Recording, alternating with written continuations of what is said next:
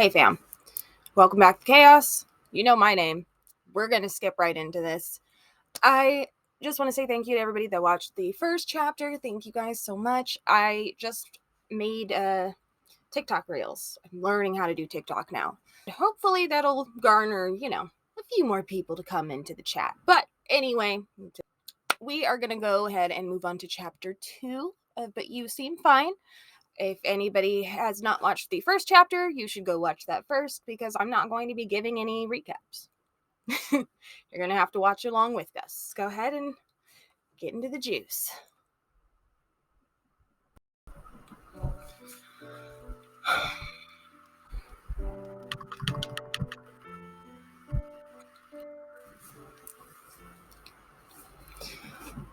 Chapter 2, guys. I'm nervous. Our poor Ray, she was not doing well last time. That damn alarm. You blink slowly and start to wake up. You don't know how long it's been since you first got sick, but your days seem endless now. Oh, no! Hate that feeling. Look at your phone. Check the time. Check your phone and see you have a new message. It's Mom. Mom, help. Hey, sweetie. Don't forget we have a doctor's appointment at 1:30 today. I'll be by to pick you up at noon. Make sure you eat something. Yeah, I will.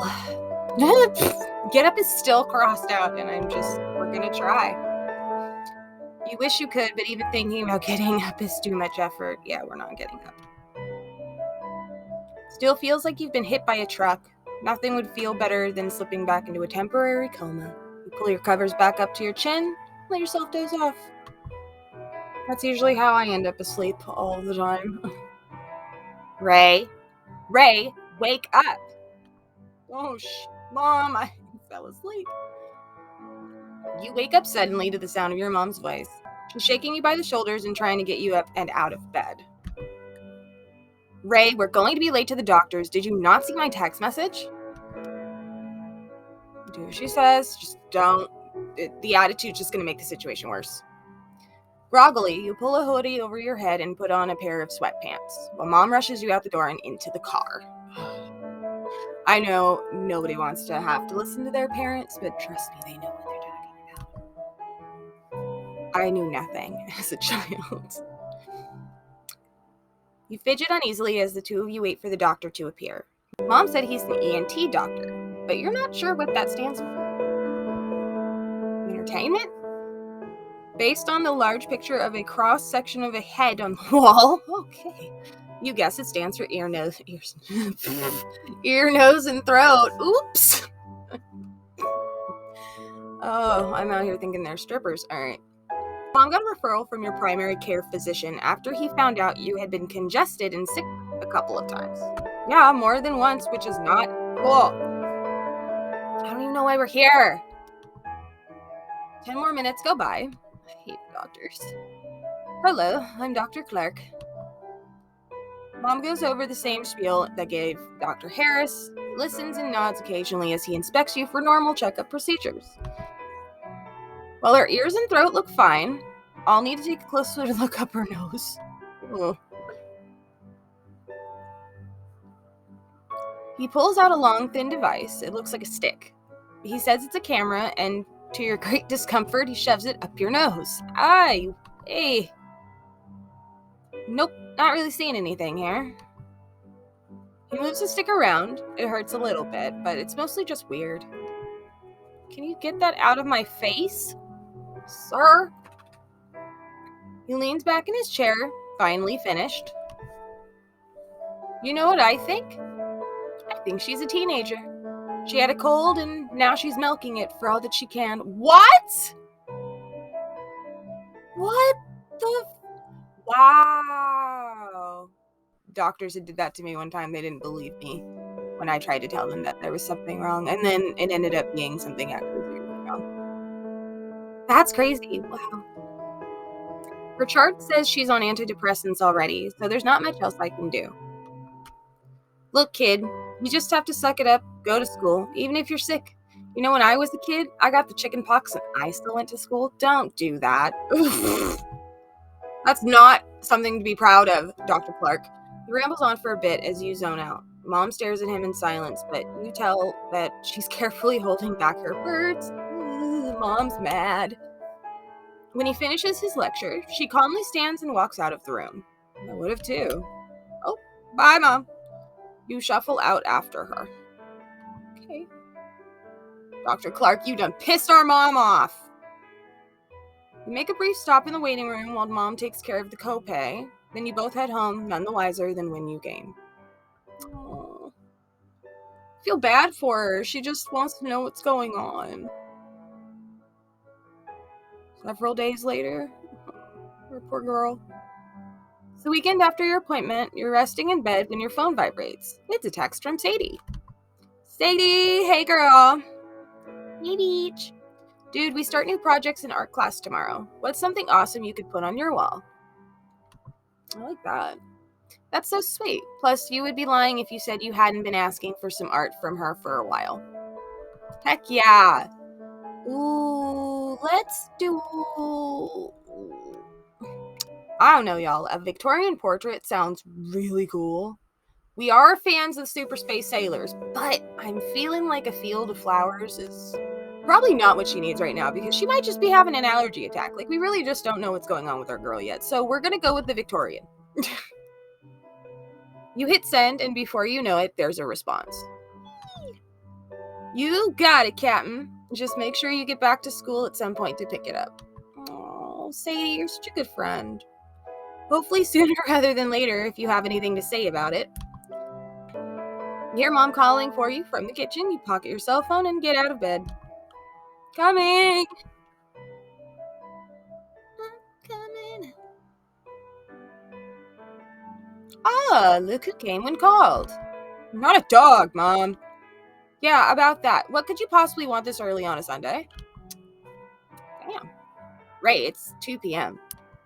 Oh. I can't stand it when this is done to me. I need to bring a dish to the potluck at work tomorrow. Since you've spent the last few days in your room, I figured you might want to help. I don't know. I'm still really tired, Mom. Mom sighs heavily. Eye roll. God, forgive me for feeling sick. All right, just help me choose something people will actually eat. Quinoa salad, cucumber sandwiches, green bean casserole. You know what's so funny is my family eats green bean casserole. I hate it. It's definitely not my favorite. It's okay, I guess. But I mean, the other stuff just, I'm gonna go with green bean. Right. I said that people will actually eat. See, Mom gets it. Green bean casserole is great. You get to trick everyone into thinking it's healthy by putting a vegetable in the title. What the lady wants, the lady gets. Hey, maybe you could prep the rest of the ingredients while I run to the store and grab onions? Sure. While I'm at it, I'll give you $1 million.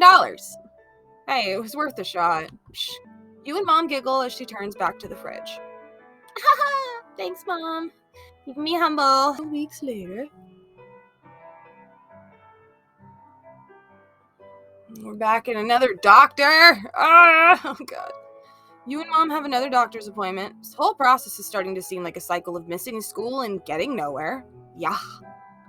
But you guess finding an answer is worth it. It is worth it when you finally are able to come to an understanding about you and your body and yourself. But till then, just give yourself some grace. Apparently, there is a chance that this whole energy issue is a problem with your heart. Oh. So you're in to see a cardiologist today. The doctor listens to your heartbeat and your breath. Okay. Dr. Edwards, it seems all right, but let's do a cardiogram and a heart ultrasound just to make sure. Make sure of what? Okay. You lie down on a table. The tech attaches 20 different electrodes to your head and your chest for your cardiogram. You lie there and feel like a potato battery. Oh, God. After a few minutes, you're ushered into another room from the ultrasound. You take your shirt off, and the tech pushes down on your chest with the device covered in cold gel. She keeps looking for different angles, and it hurts your ribs.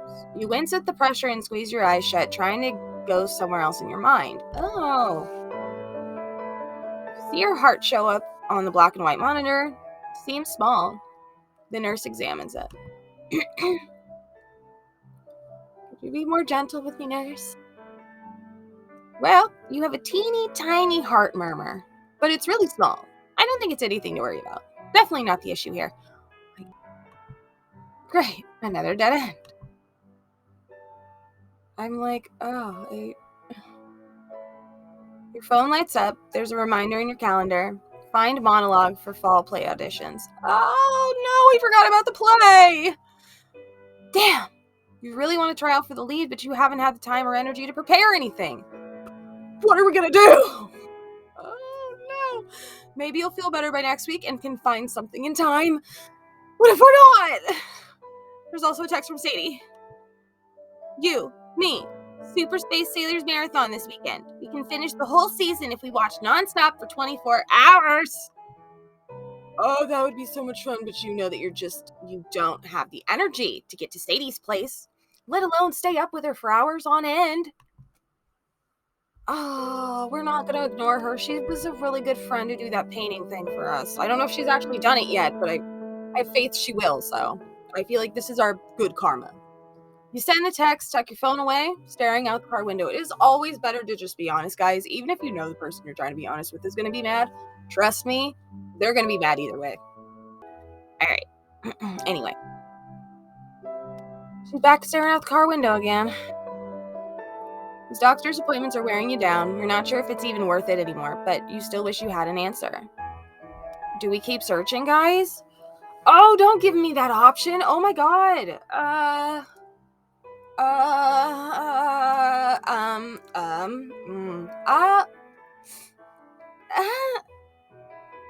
I mean, I feel like she definitely deserves for us to give it our all.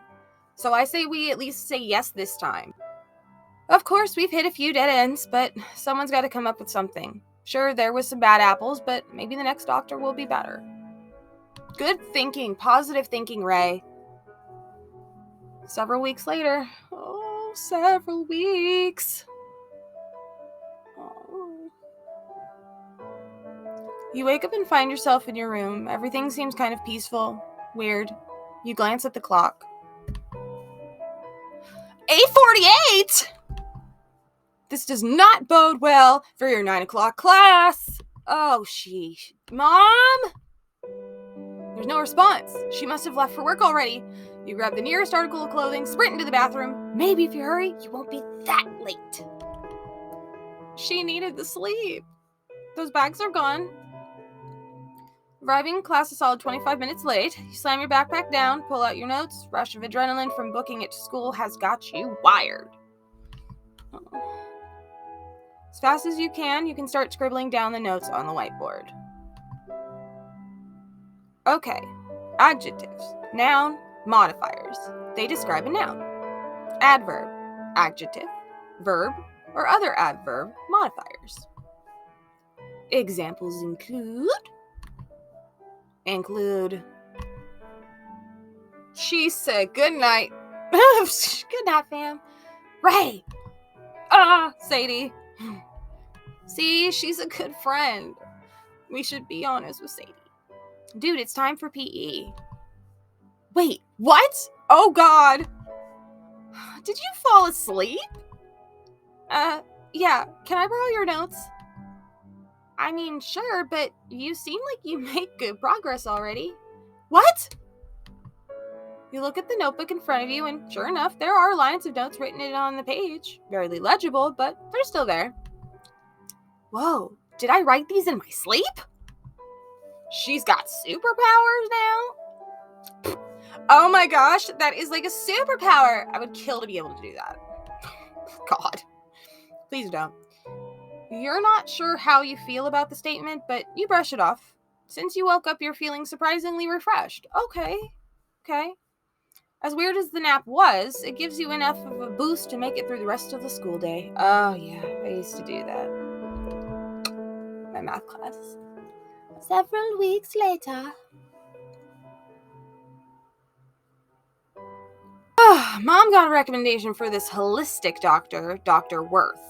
Alternative medicine as a concept doesn't exactly click in your mind, but at this point, you're getting desperate for answers. His office is in a nice part of town, and it was hard to find parking.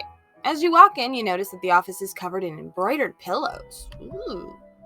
His Harvard degree sits on the wall in a nice frame. Dr. Worth listens to the spiel. You go to the section of the office with the phlebotomist, aka the person who draws blood. She pulls up your hoodie sleeve, ties your arm off, and disinfects the bend of your arm. She tells you they need 11 vials. Oh, God. You nod. She slides the needle in, but you don't look. After you get your blood drawn, you meet up with your mom at the front. Apparently, the doctor recommended some specialty supplements that he also sells in-house.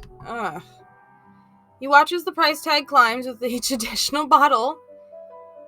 You find out, of course, that they're not covered by insurance.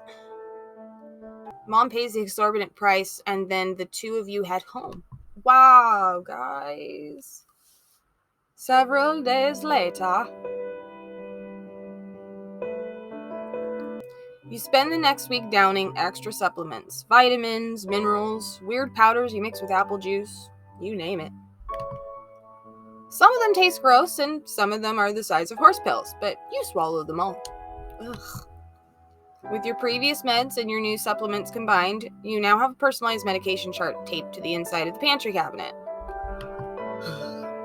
There's your morning pills, 7, your lunch pills, 5, and your night pills, 9, for a whopping total of 21 pills a day. Whoa! Holy crap! Oh my God, that is wild. Oh God. If these pills are supposed to make you feel better, why do you feel so much worse all the time? I'm like, oh no, we're back to this guy. You and your mom are back to see Dr. Worth. He pulls out some pieces of paper. They have your name on the top, as well as a bunch of tables with all sorts of numbers on it. Do you know what these are? No. A chart of some kind? Petty. Right. It shows a high level of liver enzymes. He drones on a bit about how certain activities have side effects that are Teenagers often fail to realize that the stress that they place on their bodies has lasting effects. Seeming cool is more important than their health. No. Oh my God, no, it's not. I feel like this was, I'm reliving my own freaking childhood. Wait a minute. What? There's no easy way to say this. Your daughter is sniffing glue. What? Oh my God. That's even more wild. Whoa. Mom. Right. Excuse me? I'm not. Honestly, the absurdity of the proposal shakes you more than you are willing to admit. You, Ray Kim, the druggie getting high behind the dumpsters after 5th period? Maybe if you planted that rumor in school, you could gain some street cred. Except for the fact that a total of 0 people would believe it. I understand that this is hard to hear, but catching it early is the first step to recovery and intervention. Mom cuts him off by standing. Thank you for the advice. Good day. Mom. Mom is overemphasizing her sentences. This isn't good. You follow Mom out the door, leaving Dr. Worth shaking his head. You're a Dr. A-hole. The silence is palpable. I'm not sniffing. I know. Because I would never. I know. Great. What a complete and utter waste of time. Your phone lights up. It's an email from Mr. Jefferson titled, "See me for exam score." Crap. The only time Mr. Jefferson asks to see students is when they are failing. This is not a good day to be missing school again. There's also a text from Sadie. You're not dying, are you? Someone at school started a rumor you were dying. It was Karen Murphy. Karen, you stupid bitch. So of course I don't believe her, but still, you would tell me, right? Sadie, Karen Murphy. If you had the mental energy to be mad, you would. No, screw her. And no, we're just gonna ignore that one. We're not even gonna stress about that. I'm not going to put any energy into Karen Murphy and her bullshit. damn Carol Murphy Baskin. I don't give. You tuck your phone away, go back to looking out the window. Oh, God. Well, so much for this doctor being better than the rest. In fact, this doctor may have been even worse. The only thing these doctors have done are make assumptions about who you are, and a grand total of none of them have helped in the slightest. Why can't someone just tell me what's wrong already? Are we going to keep searching? We said no. We're going to say no this time. You aren't just physically tired anymore. This process, the people who you've had to prove yourself to, the constant disbelief from these professionals, you're just exhausted. I don't blame her. She's going through a lot. Oh, babe. It's midday. You can tell the minute you open your eyes from the sun shining through the window you have not been to school any day this week or last. That's not good. You don't even want to think about all the makeup assignments. Oh my God. All the makeup assignments that you are going to have when you finally go back, if you ever go back. Sometimes it feels like this sickness will last forever. Rolling out of bed, you see your cello across the room. It's been a while since you played, but nothing would make you happier. I agree. Get it, girl. Grab your backpack, take out the sheet music your orchestra director sent you. No time like the present. An hour of practice will help keep up with the rest of them when I get to rehearsal again. I agree. Get it, Ray. See, she's being responsible. Take out your cello from its case, pick up your bow, prepping for the start of the piece. The notes are long and flowing. Feels amazing to play, but before long your arm position on the cello weighs you down. Your muscles ache from moving the bow back and forth. You look to the clock. Only 20 minutes? I never feel tired after only this long. You set your cello back in its case and take a break. You don't know why you thought you could actually practice normally, especially given how you have been feeling lately. Aww. I feel like this game understands me. It gets easier over time, trust me. You're going to see a blood doctor today. You didn't know that there were doctors that just studied blood. That's gross.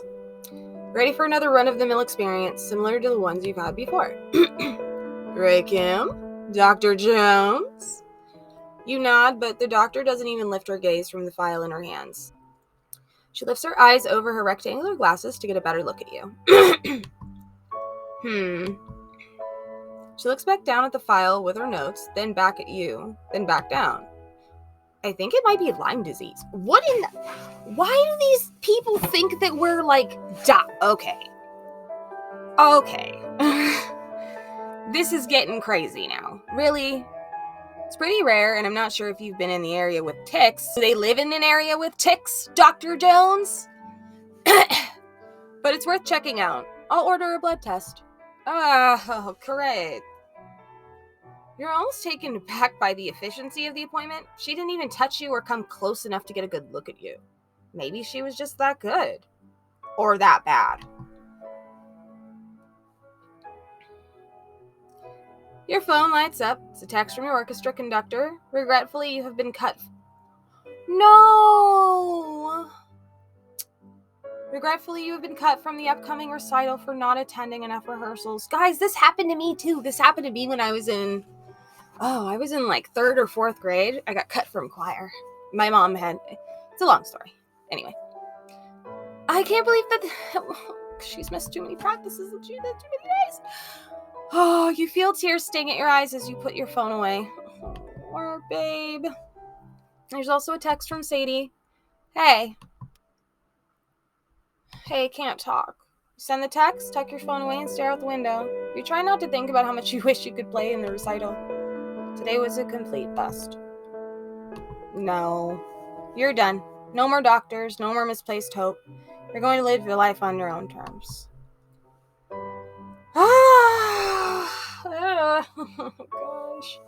These doctors are just quacks. They're not giving us anything real to go off of. Auditions for the school play are tomorrow. You haven't had much time to prepare, but there are some monologues you still have memorized from last time.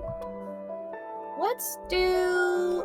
Oh, yes. Nice. You pull out the script and start flipping through it until you find a chunk of text that works for this audition. Then you get to work. Hours later, you lay back on your bed, having memorized and practiced your audition to your heart's content. You proudly set your alarm and climb into bed, ready for tomorrow. That's our girl! We can do this, Ray! The next day.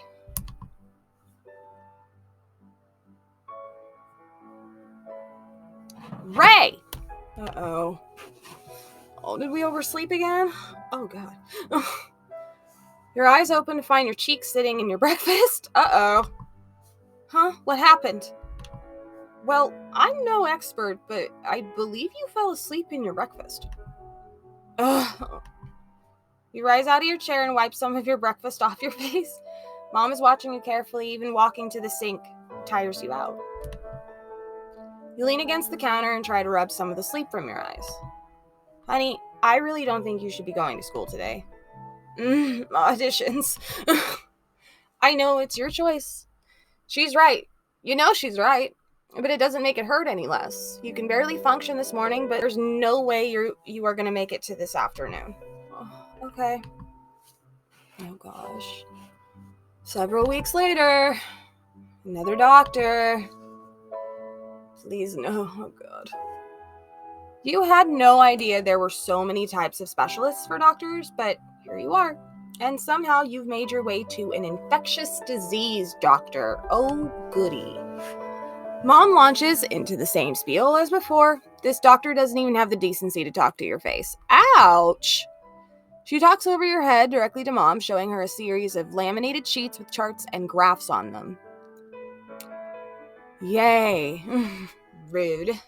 So, Ray, what do you think of all of this? Dr. Lai, as it says on her coat, turns and gives you an obviously forced smile. Oh, you don't have to worry about the fine details. I'm sure they'll go over her head anyway. Oh! You sit there taken aback as Dr. Lai turns back to Mom. Excuse me? I may be a kid, but I'm not stupid. You sit there fuming while Mom smiles and nods at the doctor. Dr. Lai thinks you probably have something, but not an infectious disease. Yeah, I could have told you that one, genius. Despite the lack of an infectious disease, she writes you an official doctor's note to excuse you for the amount of school you've been missing. Oh, but that doesn't make up for all the work I have to do. Second appointment's over. You beeline out the door. Good.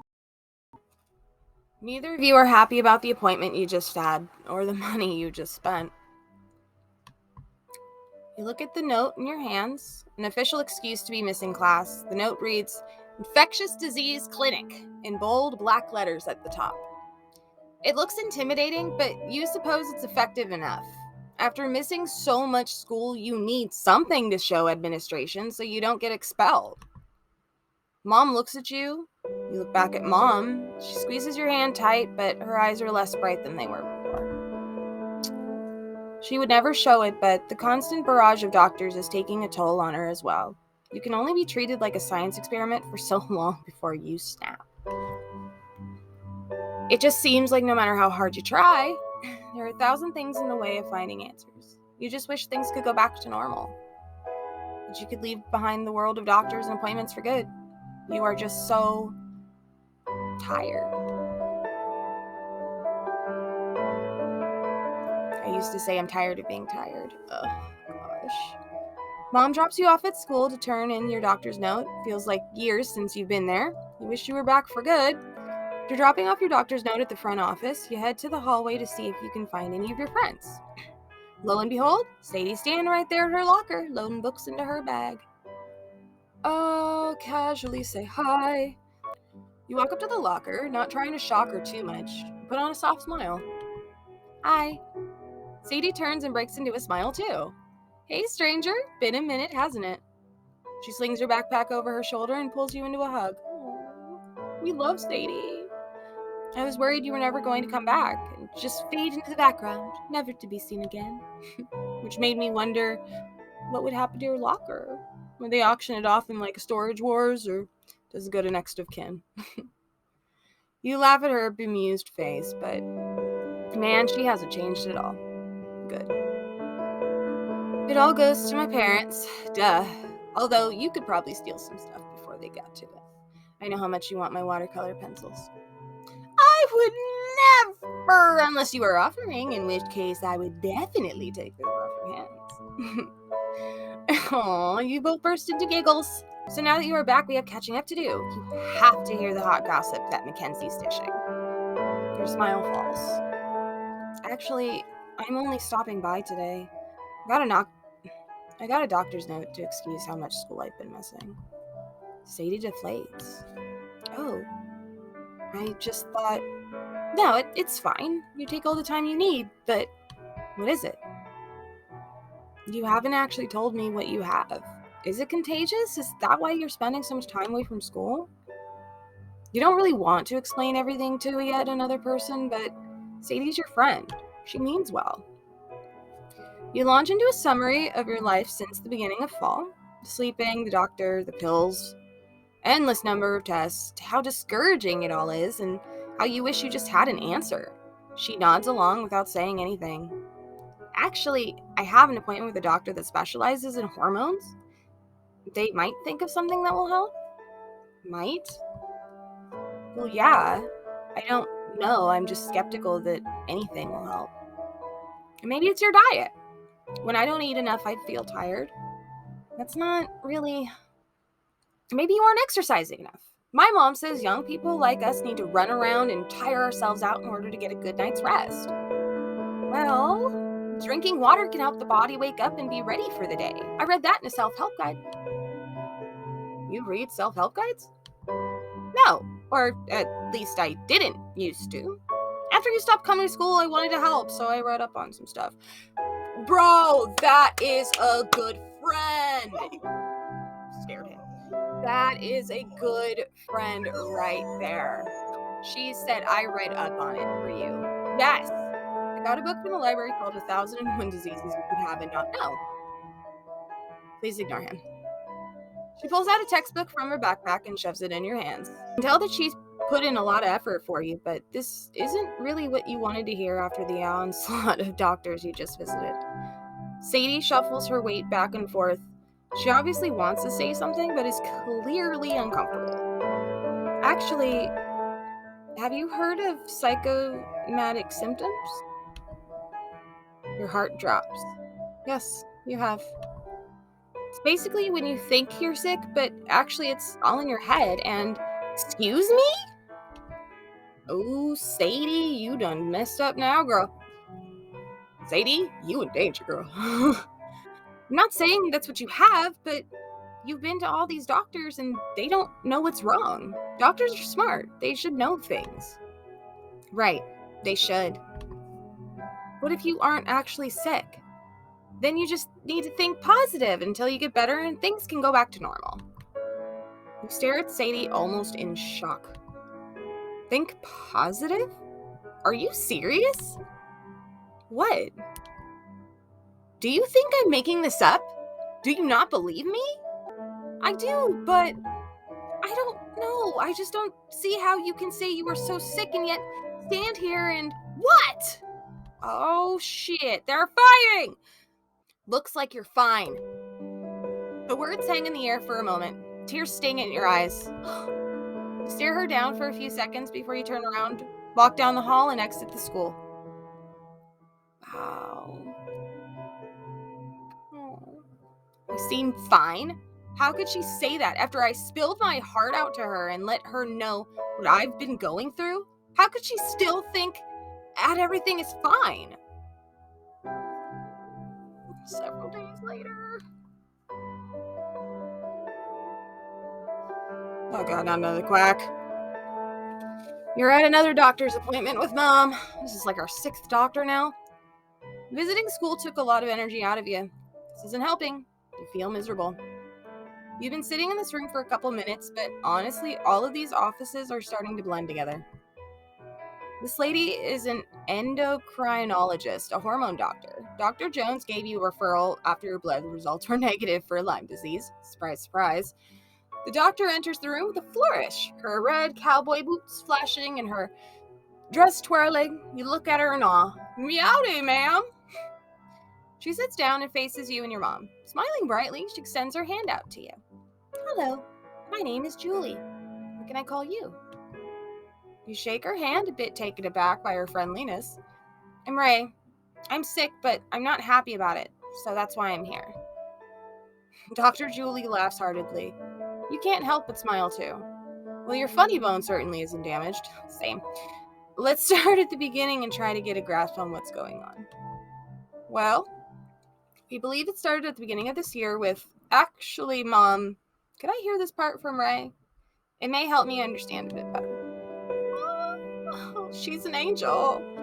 Look at her for a second before launching into your own story, eager for her advice and opinions. She looks at you, really looks at you, like you're a person, not just some test subject. She listens to your story earnestly. When she has ideas and questions, she doesn't overstep her boundaries. And feels like you're involved in the process, like you have a seat at the table. Okay, I don't want us to get ahead of ourselves, but I have an idea. I have your blood tests from Dr. Jones, and they show high levels of a hormone called cortisol. You know what that is? Dr. Julie continues to explain how some of your symptoms and aspects of your story are typical of a certain illness, one that seems very familiar. These symptoms line up perfectly with what we call Cushing's syndrome. Based on your blood test, I believe that you may have an adrenaline tumor. Whoa! Or the pituitary gland that is affecting your hormones. A tumor! Dr. Julie smiles, placing a comforting hand on your shoulder. I understand that this seems pretty scary, but an MRI will... No, it's not that. It really wasn't. You couldn't really describe it, but you were almost happy. Cushing's syndrome? Is it treatable? Well, we should confirm that that is what you actually have first, but with treatment, it has been found to be completely reversible. Okay. You turn to Mom, who's smiling softly at your side. You hug her, and she holds you close as tears threaten to fall from your eyes. Oh, gosh! Did we finally figure out what it is? Dr. Julie walks with you and your mom as you head to the MRI. Hopefully this will be the last test of this. Hopefully it's the last test. Oh, God. Uh-oh. Sun's going down. As you open your eyes for the first time today, it's almost peaceful outside. Window as you lie in bed. There's a soft knock on your door and your mom opens it slowly. Sweetie? You sit up out of bed. Her voice is too soft. She strokes your hair and sighs. Dr. Julie's office just called with some news about the MRI. Oh. I know we both really wanted Dr. Julie to be right. No. I'm sorry, but the scans came back negative for a tumor of any sort. You feel numb, like the world just dropped out from under you and you're just floating. You know, you're supposed to feel happy. You know, you're supposed to be relieved. But in your mind, this was the solution. This was your answer. This was going to be the end of seeing all these doctors and getting all these tests done. Oh no, she's crying! Oh God, guys, what do we do? Oh, Ray, it's gonna be okay, sweetie. It gets better. The end of being poked and prodded, of being treated like a science experiment, of being less of human. Well, yeah, because then it all feels like it wasn't worth anything. After everything, all that hope you got from Dr. Julie, it's just another dead end. This isn't fair. It's not how it's supposed to be. I'm a teenager, damn it. I should be enjoying life, going to school, getting in trouble for coming home late. Don't do that. That's what everyone else gets to do. Don't be like everybody else, Ray. That's what they do on TV. Why can't this just end? Mom leans in to comfort you, but you don't respond. Instead, you stare straight ahead, tears streaming down your face. She gives you your space. Thank you, Mom. Appreciate it. Sweetheart. Just don't, okay? I hate this. I hate all of this. I hear you, Ray. I didn't ask to be here. I just want to go to school, see my friends, just be normal, just be a normal kid. I just want all of this to be over. Oh, she's crying again. Stop. Mom reaches out in comfort. Please, I just want to be alone. She nods in understanding and rises, but before she leaves, she turns back. We're going to have to stop going to doctors for a little while. I don't have enough money to see anyone else, but I promise we're going to figure out what this is. I'm not crying, you're crying. Why am I crying in the crib right now? She shuts the door behind her, and you curl into a ball underneath your blanket. Letting your sobs overtake your body, you cry until you are absolutely exhausted and can't even move. We're just gonna go to sleep. I just don't think she even has the energy to do that. Oh, chapter 3. Oh my god, guys. We have to figure out what's going on. I think most of us honestly kind of know what's going on with our girl here. There's so many different things that can affect you in your daily life, your mood, your physical being, your mental being, your emotional being, anything really. It's not as easy as everybody likes to make it seem, but you seem fine. I guess, huh? Well, guys, I'm going to end this one here. Thank you, guys. Please tune in to the next video for chapter 3. And you know the drill.